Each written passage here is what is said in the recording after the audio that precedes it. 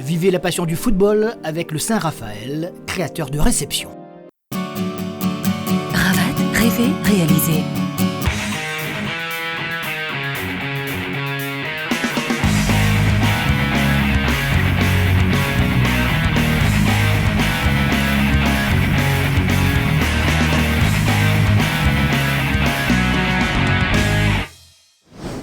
Bonsoir, très heureux de vous retrouver après ce week-end. Au sommaire de cette émission sur le football local, les quarts de finale de la Coupe de France régionale et puis un match en retard des huitièmes de finale de la Coupe de la Réunion. Ce sera dans la deuxième partie de notre programme. On commence par la Coupe de France régionale et ses quarts de finale. La Saint-Pauloise, éliminée 4 jours plus tôt par le Saint-Denis Football Club en Coupe de la Réunion, on en verra des images tout à l'heure, retrouvée à le Stade de l'Est, précisément hier après-midi. Cette fois, ce sont les joueurs de la MJC de Sainte-Suzanne, pensionnaire de la deuxième division régionale également, qu'il est défié. Alors, ont-ils à nouveau succombé ou alors ont-ils pu enfin réagir? La réponse tout de suite. Premier match de ces quarts de finale que l'on vous propose de la Coupe de France régionale. Tout de vert vêtu avec le short noir, les pensionnaires de la deuxième division régionale. La MJC de Sainte-Suzanne qui finalement n'a pas fait le poids. S'ils ont tenu quand même pratiquement 30 minutes face à une équipe de la Saint-Pauloise, allez, non pas revancharde, mais surtout qui avait besoin de se rassurer car le feu couvait après cette élimination face au Saint-Denis Football Club dont on verra des images tout à l'heure. Les Saint-Paulois, donc tout de blanc vêtus, eux bénéficient d'un logique penalty à la 28e minute de cette rencontre pour ce fauchage en pleine surface de réparation. Et c'est Menric Tatel qui va se charger d'exécuter et tromper à contre-pied le gardien Saint-Suzanien ou Saint-Suzannois. L'un ou l'autre, les deux passent. Donc 1-0, ils partent sur de bonnes bases, les Saint-Paulois. Je vous disais qu'ils avaient besoin de se rassurer, c'était une bonne occasion de le faire. Ils l'ont fait, puisque à la mi-temps, ils mènent par 1-0. Et puis en seconde mi-temps, on va les retrouver à l'œuvre avec cette faute à nouveau à la limite de la surface de réparation et un joli coup franc pour un bon botteur, un bon tireur. Et bien il y en a du côté de la Saint-Pauloise également. Celui qui a choisi d'exécuter la sentence, c'est Ludovic Lagourde, après une combinaison avec ses partenaires. Lucarne, ça fait donc 2-0. On joue depuis 56 minutes dans cette rencontre. Et la Saint-Pauloise mène par 2-0 se profile à ce moment-là. Et le fait de se qualifier pour les demi-finales de cette Coupe de France régionale, et puis de se rassurer, je vous le disais, avant d'entamer le championnat la semaine prochaine. Allez, on a revu ce magnifique coup franc de Ludovic Lagourde. Et quelques minutes plus tard, nouvelle accélération Saint-Pauloise et nouveau but. Ce sera le troisième de la soirée avec ce superbe centre repris de demi-volée par celui qui avait inscrit le premier but tout à l'heure, Menric Tatel. Il porte le score à 3-0 sur la pelouse du Stade de l'Est qui ne leur avait pas réussi la semaine dernière. Et qui là leur porte bonheur. 3-0, la messe est dite. Mais on va revoir tout de même au préalable cette action et ce but d'Menric Tatel qui retrouve des sensations également. Ça faisait longtemps qu'il n'avait pas trouvé le chemin défilé visiblement. Et ça va lui aussi le rassurer. Tout comme Siala Chamba qui ajoute un 4e but à la 71e minute. De combinaison, prend le temps de trouver la meilleure solution possible. Regardez dans l'axe, il y a une possibilité. C'est ce qui va être choisi. Siala Chamba, petit 1-1-2, il s'infiltre et marque assez facilement le 4e but de la Saint-Pauloise, 4-0 à ce moment-là. Il n'y a plus de match évidemment, malgré tout le courage et l'abnégation de cette équipe de Sainte-Suzanne qui joue, c'est vrai, les tout premiers rôles, en tout cas qui l'espère en championnat de deuxième division régionale, mais ça ne suffit pas pour empêcher cette Saint-Pauloise de retrouver ses sensations et de marquer même un 5e but avec John Babas. 5-0 à l'ultime minute du match. La Saint-Pauloise se qualifie, se rassure. Sainte-Suzanne va se concentrer sur le championnat. Et ça va nous permettre aussi de grandir, parce que on a joué quand même le deuxième du championnat de la DRP. Ils avaient à cœur de se racheter par rapport à la défaite de mercredi dernier. Quand je regarde sur l'équipe qui a joué en face de nous, c'est pas la même. Mais voilà, notre objectif n'est pas aussi de... On reste compétiteur, mais si ça passe ou ça casse sur la coupe, c'était du bonus pour nous. Mais l'objectif du club, c'est se maintenir. On est un promu de la D2R. on va continuer à travailler et faire progresser ces jeunes. Vous êtes bien placé en championnat pour peut-être une possibilité d'accession en D1? Accession, comme je viens de le dire, c'est pas l'objectif du club. Hein, c'est le maintien. Maintenant, surtout, ça va nous permettre de jouer beaucoup plus libéré sur cette deuxième partie de championnat. Comme je viens de le dire, on est promu, mais on va tout faire pour rester avec un état d'esprit de compétiteur et gagner nos matchs. Hein, comme je viens de le dire, quand il y a des fêtes, il y a toujours des déceptions. Et il y a des interrogations, comment améliorer, corriger pour que ces garçons progressent encore plus. Parmi les autres matchs de ces quarts de finale de la Coupe de France régionale, Saint-Denis Football Club, Jeanne d'Arc et des Dionysiens qui enchaînent avec bonheur plusieurs matchs importants, vous le savez. Ont-ils réussi à faire plier les Portois cette fois, comme ils ont pu le faire avec la Saint-Pauloise 4 jours plus tôt en Coupe de la Réunion? Eh bien, voici la réponse. Stade de la possession, stade Yuri Gagarin précisément, Saint-Denis Football Club, Jeanne d'Arc. Et les Dionysiens n'ont pas réussi à nouveau l'exploit d'éliminer une équipe de première division. Cette fois, c'était, je vous le disais, l'équipe de la Jeanne d'Arc avec ses supporters qui avaient fait le court déplacement sur le stade Yuri Gagarin à la possession pour assister à cette rencontre. Des Dionysiens qui ont la possibilité, enfin pour le coach tout au moins, de procéder à des changements plus ou moins réguliers, de faire souffler quelques joueurs, mais certains d'entre eux sont déjà titulaires, l'ont été déjà la semaine dernière sur plusieurs rencontres, en cumulant un petit peu, on dira, un peu de fatigue. Et ce sont fort logiquement les joueurs de la première division, l'équipe de la Jeanne d'Arc, qui vont se créer les plus belles occasions. Vous avez vu le poteau une première fois qui a sauvé le gardien dionysien Christophe Ninon, puis le même gardien dionysien est obligé, toujours sur ce coup franc de Redouane Dari, d'intervenir. Là c'est au tour de Daniel Mendy de le tester, toujours sur coup franc. Donc beaucoup de coups francs aux alentours des 25 mètres qui ne portent pas leurs fruits pour l'instant. Et tout cela en première mi-temps 0-0. En seconde mi-temps, les Portois vont se créer à nouveau des occasions intéressantes avec à nouveau Daniel Mendy ici qui tire juste à côté de la cage dionysienne. Une domination portoise qui va être finalement récompensée avec cette reprise de Daniel Mendy précisément sur un centre venu de la gauche, et c'est donc à de demi-volée et fort joliment qu'il catapulte ce ballon au fond des filets dionysiens.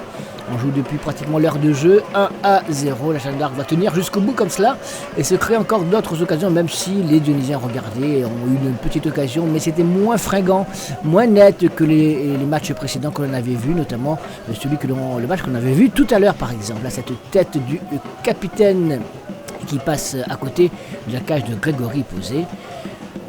Un match qui va se terminer tranquillement avec cette qualification de la Jeanne d'Arc qui sauve un peu les meubles quelque part, puisque je vous le disais, la Jeanne d'Arc a été éliminée par l'équipe de Trois-Bassins en Coupe de la Réunion quelques jours plus tôt. Il fallait donc absolument réagir.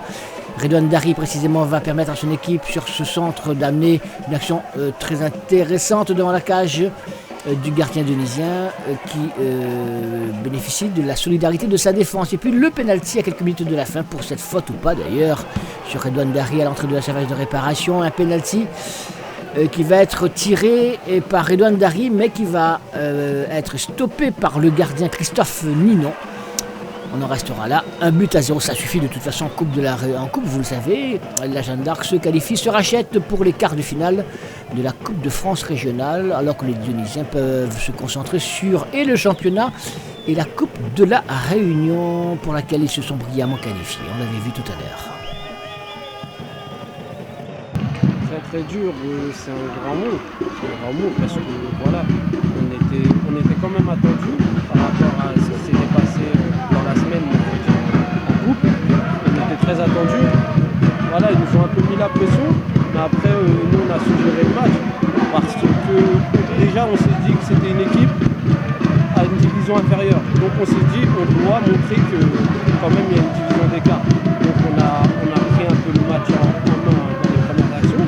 Et après il y a eu du répondant, donc ils nous ont fait un peu reculer. Mais après voilà, on a su montrer que voilà, on était présent. Voilà. Non, la même chose que Daniel, Saint-Denis ça reste une bonne équipe. Ils sont pas pour rien, je pense que c'est pas pour rien premier au classement. C'est vrai, voilà, on a fait une semaine quand même assez agitée avec la défaite de mercredi. On se devait de répondre aujourd'hui par une victoire, on n'avait pas le choix. Donc on a tout mis en œuvre. Et je pense que ce soir on a été On a été sérieux, rigoureux. On a retrouvé, je pense, une équipe de la Jeanne. C'est de bonne augure pour le championnat ou... Oui, après, la coupe, on dit toujours que c'est un bonus. C'est un bonus, comme souvent nous disent les Faut pas oublier aussi que la Jeanne, c'est une équipe de coupe. Hein. La Coupe de France, pour la Jeanne d'Arc, c'est quand même très important. Oui, la Coupe de France pour la Jeanne, oui, j'ai pu savoir que c'était très important pour eux. Ça leur tenait beaucoup à cœur, comme pour le peuple portois, les supporters, le président et tout ça. Voilà, après, nous, on a su ressentir l'importance que ça avait pour le peuple portois. Donc aujourd'hui, on s'est donné à 2000% pour au moins continuer l'aventure et essayer, pourquoi pas, soulever la coupe cette année. Oui, on se remet dans le bain. Après cette victoire, on va recevoir Saint-Pierre et c'est des matchs comme on aime. Donc j'espère que pour le championnat, ça va nous relancer puisqu'on a très bien débuté et puis on a un petit peu mal terminé, plus ou moins. On va essayer je pense que cette victoire va quand même nous faire du bien parce que c'est une bonne équipe et voilà, ça va nous donner confiance pour la suite et on espère, on va se projeter déjà pour la semaine prochaine et essayer de faire encore une victoire. Oui, mais je crois qu'il faut rappeler à tout le monde qu'on en est à notre 4e match de suite en 3 jours. Et ce que j'ai dit tout à l'heure à vos collègues de la presse écrite, c'est que ça, les pros, quand ils font 2 matchs dans la même semaine, ils ont après un repos. Nous, on en est à 4, et 4 avec 3 bassins, Saint-Paul, la Jeanne. Mais là, on se repose vachement, parce qu'on joue mercredi encore contre l'Entre-deux, et samedi contre Saint-Louis. Donc ça veut dire qu'on a un rythme là, que les joueurs qui bossent ne peuvent pas tenir. Donc là, on a bien vu qu'en première mi-temps, on a reculé sur l'impact physique. Eux savaient très bien qu'on serait fatigués, donc ils sont venus nous chercher. On a reculé, on n'a pas été très bon. Et en deuxième mi-temps, on a été meilleur, et c'est à ce moment-là qu'on a pris un but. Et puis après, on aurait peut-être pu égaliser, mais bon, c'est les aléas du foot. Vous payez un petit peu les efforts de mercredi contre Saint-Paul? Non, pas ceux de mercredi, on paye ceux de Piton-Saint-Leu où on a ramé pour essayer de gagner, ensuite de Tourban-Bassin et là de Saint-Paul. Donc on paye les efforts de 3 matchs. Hein. Et on n'est pas armé pour pouvoir faire ça. Quoi. Donc maintenant, ça nous fait une coupe de moins, on a encore la coupe de Réunion et on espère le championnat. On reste toujours avec ces quarts de finale de la Coupe de France régionale Saint-Pierroise Auxat Léopard. Encore une opposition entre une équipe de première division et une autre de deuxième division régionale. Et les Cigognes qui jouent encore, vous le savez peut-être, sur les 3 tableaux, ne pouvaient se permettre évidemment de faux pas contre cette équipe pensionnaire de la deuxième division régionale. Et il fallait donc prendre ce match très au sérieux. Saint-Pierroise Auxat Léopard, c'est au stade Paul Gilus Bénard où je vous emmène à Saint-Paul donc. Avec le maillot blanc, l'équipe de la Saint-Pierroise, alors que en jaune, rouge et noir, l'équipe de l'Auxat Léopard, pensionnaire de la deuxième division régionale, qui avait fait sensation dans l'autre coupe il y a quelques semaines de cela, en éliminant par exemple l'équipe de la Sainte-Marienne, une équipe Saint-André qui avait tout à gagner dans cette rencontre et qui est restée très mobilisée, très bien organisée, alors qu'en face les Saint-Pierrois ont bien cherché des solutions sans en trouver, avec une première ici, cette frappe d'Alexandre Loricourt qui passe largement au-dessus des buts du gardien Gaël Alamel.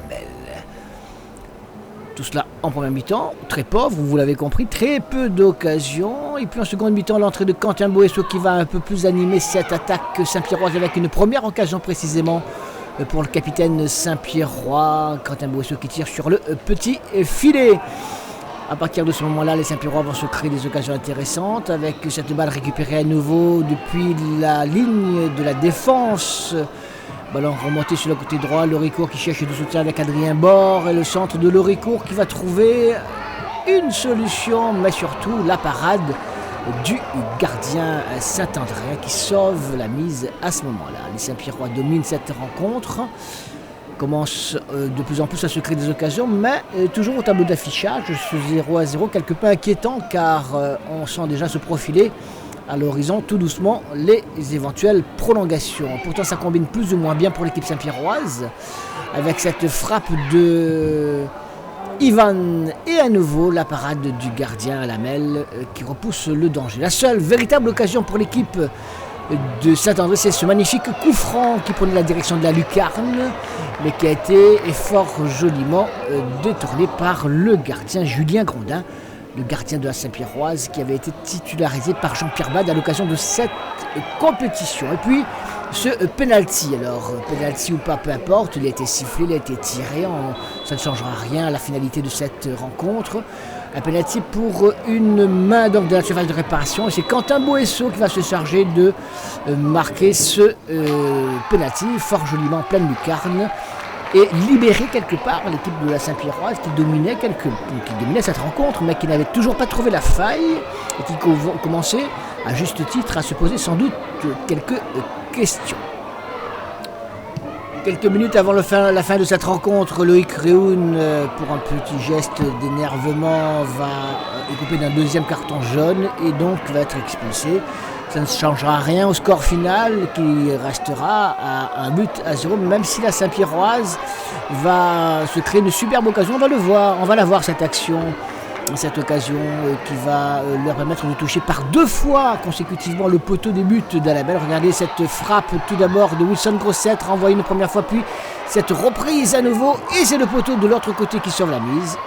1-0, ça suffit. Honorable, mais ça reste quand même une déception pour les joueurs, parce que bon, ils ont cru on avait la possibilité de faire quelque chose.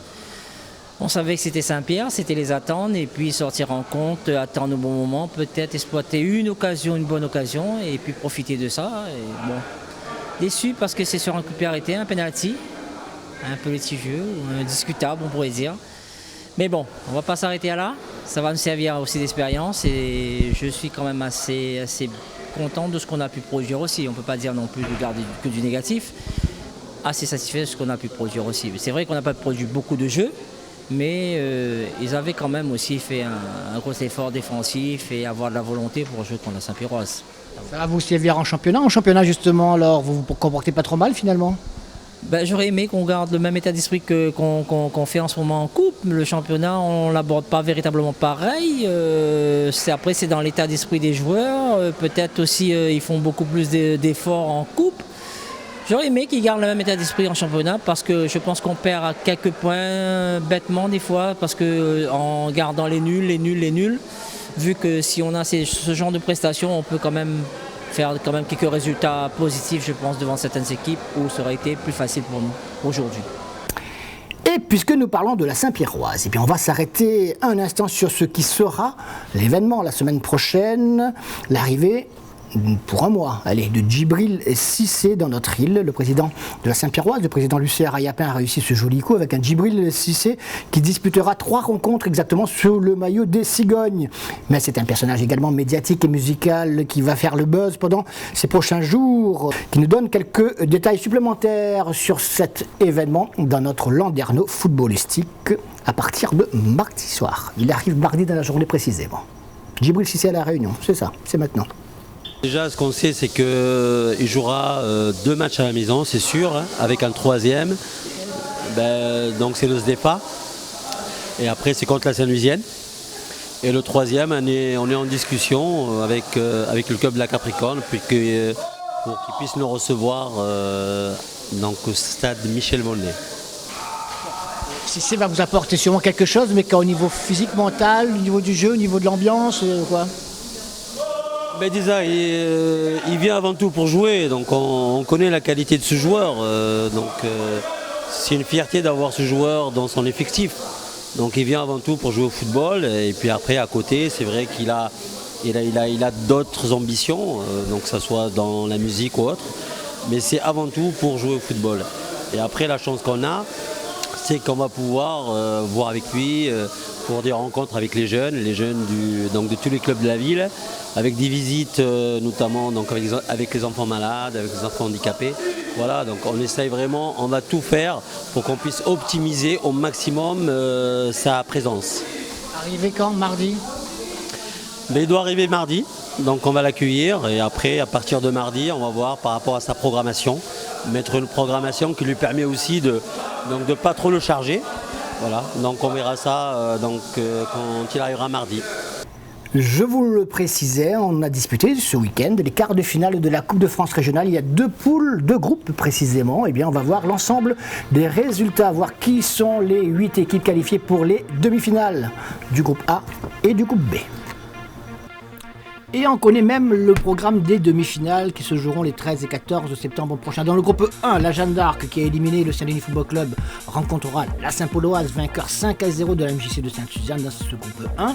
Et l'autre demi-finale de ce groupe 1 opposera la Capricorne, qui a éliminé le Stéfa, à l'équipe de l'Excelsior. Donc, retenez ces 2 demi-finales.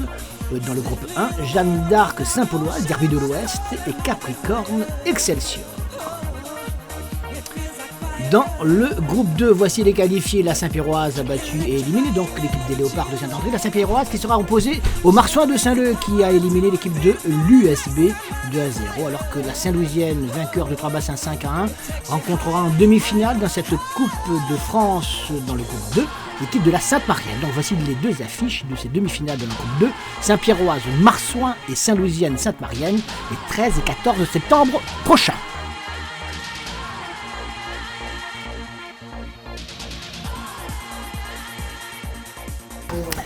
On ne va pas se quitter comme cela, puisqu'on va encore vous parler de football avec la Coupe de la Réunion et des matchs en retard, notamment un 8e de finale de cette Coupe de la Réunion qui s'est disputée la semaine dernière. Alors d'un côté, vous le savez peut-être, Trois-Bassins a fait sensation en éliminant la Jeanne d'Arc, il fallait le faire, sur le stade Embarquise du Port, s'il vous plaît. Et puis de son côté, le Saint-Denis Football Club a également éliminé une autre grosse pointure de la première division, en l'occurrence la Saint-Pauloise des Dionysiens. Vous le savez, comme l'équipe de Trois-Bassins, même si elle ne l'affiche pas vraiment, qui souhaite ardemment rejoindre l'élite dès la saison prochaine. Une qualification dionysienne que l'on va voir qui ne souffre en plus d'aucune discussion, même si la Saint-Pauloise a un peu déjoué. Qualification du Saint-Denis Football Club pour les quarts de finale de la Coupe de la Réunion face à la Saint-Pauloise. Les meilleurs moments, c'est tout de suite. Je l'espérais.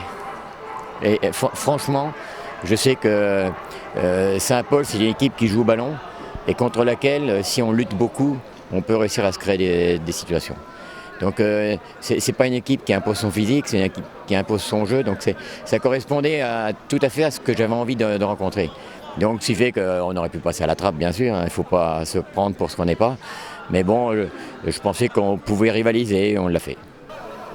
Et ils l'ont fait, mais de quelle manière? Avec d'énormes qualités dans la distribution du jeu, dans l'organisation du jeu, avec une première occasion, une première accélération qui aurait dû mettre la puce à l'oreille des joueurs de la Saint-Pauloise, qui ne s'en méfient pas encore. En tout cas, ils étaient un peu scotchés eux-mêmes sur leur camp.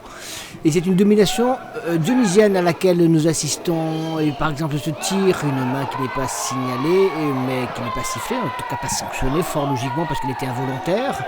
Et puis, à la 20e minute, cette action qui amènera une luxation de la clavicule pour le défenseur de l'équipe du Saint-Denis Football Club, en l'occurrence Yohan Guichard, et de la sélection du reste, médaillé d'or aux Jeux des Îles, eh bien, Guichard a quitté ses partenaires quelques minutes plus tard. Et on se dit peut-être que c'est le tournant du match. Oui, mais c'est le tournant du match dans l'autre sens, puisque les Dionysiens vont encore continuer à se créer des occasions. Là, on voit Anthony Mansart face à Mathieu Pélops, le gardien lui aussi de la sélection de la Réunion qui prend le meilleur. La petite réaction Saint-Pauloise avec ce tir de Maxime Jean qui est récupéré par, je dis récupéré parce qu'il n'est pas très mis en difficulté, Rudy Kenneth, gardien du Saint-Denis Football Club. Et puis regardez le premier but de l'équipe dionysienne. Ce sont les Saint-Paulois qui sont en blanc, vous l'avez bien compris, qui sont en possession de ce ballon, qui cherchent une solution. Ils n'en trouvent pas, une mauvaise passe. Ça va aller très vite ensuite pour l'équipe dionysienne. Colo, ballon qui va être joué très rapidement à une touche de balle. On ne perd pas de temps dans l'axe, cette remise immédiate pour son partenaire Loïc Myrthe qui centre immédiatement, et c'est au final Anthony Mansart qui surgit pour récupérer ce ballon. Un but amené fort intelligemment en une touche de balle, très rapidement, avec un Anthony Mansart qui était la conclusion, c'est vrai, mais également un gros travail effectué par Loïc Myrthe sur le côté droit. Il a le geste parfait au bon moment. 1-0 à ce moment-là pour les Dionysiens. Honnêtement, ce soir, on ne méritait pas de passer. Saint-Denis méritait largement plus que nous. Et on sait que dans les matchs de coupe, c'est d'abord l'envie qui prime sur le jeu. On n'a pas su avoir cette envie, plus que l'adversaire, et on n'a pas su mettre du rythme. Donc logiquement, on est passé à travers ce soir. passé à travers, ce qui n'était pas le cas évidemment de l'équipe dionysienne que l'on retrouve toujours en première mi-temps avec cette tentative pour l'équipe saint-pauloise pour chercher l'égalisation avec ce tir de Fabien Debré. 1-0 donc à la pause, avec ce remplacement et l'entrée de Youssouf pour l'équipe dionysienne qui va continuer donc à faire bonne impression. Regardez cette récupération, ils occupaient parfaitement tous les espaces sur cette pelouse du stade de l'Est, contrairement au Saint-Paulois. Regardez cette accélération immédiate et ce tir de Assoumani qui trompe pour la deuxième fois Mathieu Pelops. La frappe, elle est parfaite. Poteau rentrant, ça fait 2-0. Il reste suffisamment de minutes pour être solide au poste et conserver ce résultat. L'équipe dionysienne mène par 2-0 à ce moment-là. Elle ne va pas lâcher le morceau comme cela. Regardez le geste parfait, la frappe qui va en coin. 2-0 sera le score final. La Saint-Pauloise est éliminée, vous le saviez évidemment, dans cette Coupe de la Réunion, contrairement aux Dionysiens qui ont fait sensation et qui auraient pu marquer un troisième but. Regardez, sortie de Mathieu Pelops qui va mal maîtriser cette situation et c'est Youssouf qui a bien failli superbement marquer ce troisième but. Heureusement pour le Saint-Paulois, l'addition était déjà suffisamment lourde comme cela, mais le geste était beau. Ce qu'il y a, c'est qu'on est parti pour 6 matchs en 3 semaines. Là, on en est au 3e. Ce qui fait que si je ne fais pas tourner, je casse les joueurs. Donc, ce qui fait qu'aujourd'hui, là, j'avais quand même Zenoul, Valland, Sandy. J'en oublie encore, parce que oui, Guichard, j'en avais sorti 7 du groupe qui rentreront pour jouer contre la Jeanne samedi. Parce qu'il ne faut pas oublier quand même que notre objectif, c'est remonter à tout prix. Donc, on a 2 matchs de championnat qui arrivent à la suite. Il faut qu'on soit opérationnel pour ces 2 matchs-là. J'espère qu'ils vont prendre conscience du niveau qu'ils ont affiché ce soir. On doit tous faire notre autocritique, moi le premier. Et puis pour avancer, c'est comme ça que ça va marcher. On connaît maintenant les 8 équipes qualifiées pour les quarts de finale de cette Coupe de la Réunion. Le Saint-Didier Football Club, mais également l'équipe de Trois-Bassins, je vous le disais, qui est vainqueur de la Jeanne d'Arc. Et puis les autres équipes déjà qualifiées depuis quelques semaines. Il s'agit de la Saint-Louisienne, Piton-Saint-Leu, la Saint-Pierroise, l'Excelsior, Bras-Fusil et les Marsouins de Saint-Leu. Allez, je vous propose pour finir un sujet omnisport signé Alexandre Gilles pour 974 TV. On va parler de hip-hop.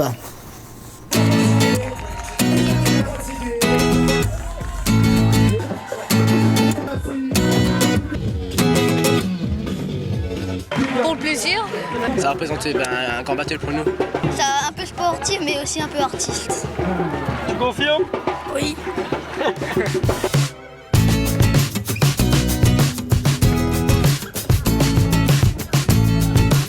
Ok, alors ici c'est Battle de l'Ouest, finale sur Indien, 8e édition, dans le cadre de la clôture du Total Dance, festival Total Dance avec les théâtres départementaux.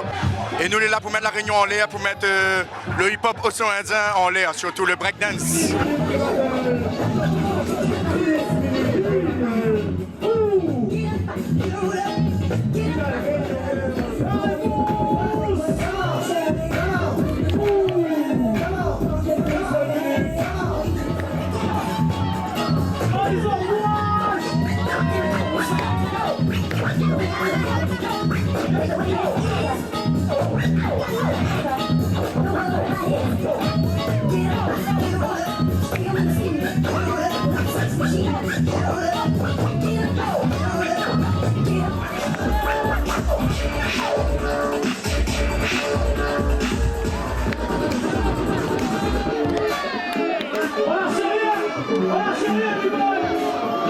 Ils ont entre 10 et 14 ans, 15 ans.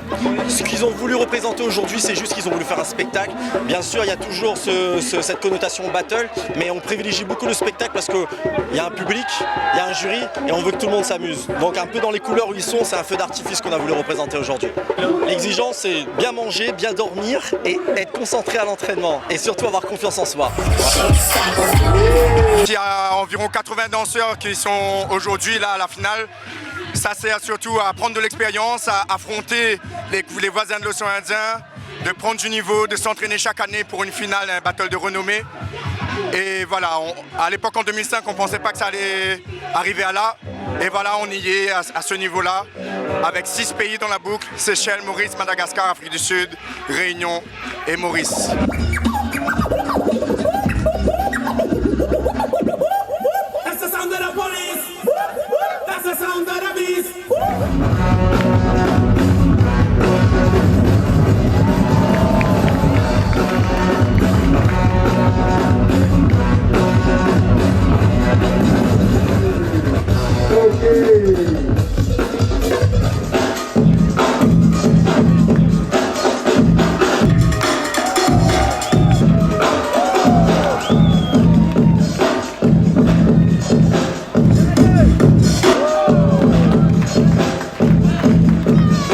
l'impact, c'est surtout les jeunes, tous ces jeunes-là qui nous voient. Voilà, c'est surtout la démocratisation du hip-hop, pour que ce soit une culture un peu mieux comprise, un peu mieux considérée. Voilà, que c'est pas que des délinquants. Et justement, ça nous permet de transformer tout le négatif en positif. C'est la force des mêmes valeurs du sport. Voilà, c'est une culture, c'est un art, c'est une philosophie. Et il faut pouvoir mener ça à bien dans sa vie et partager ça avec le public. Voilà pourquoi on fait ça, Battle de l'Ouest.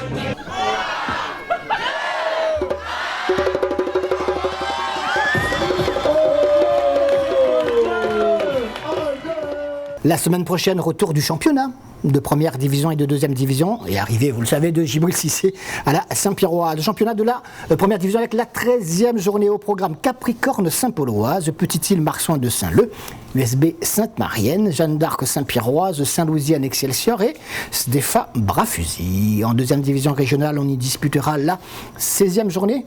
Trois-Bassins, Sainte-Suzanne, Caux-Saint-Pierre entre deux, Saint-Denis Football Club AF Saint-Louis, Aviron Oxa Léopard, Grand-Bois Ligne Paradis, Piton Saint-Leu Saint-Philippe et Monaco AJS Ouest. Excellente semaine et à dimanche prochain 13h 974 foot, lundi 21h 974 foot plus. Salut.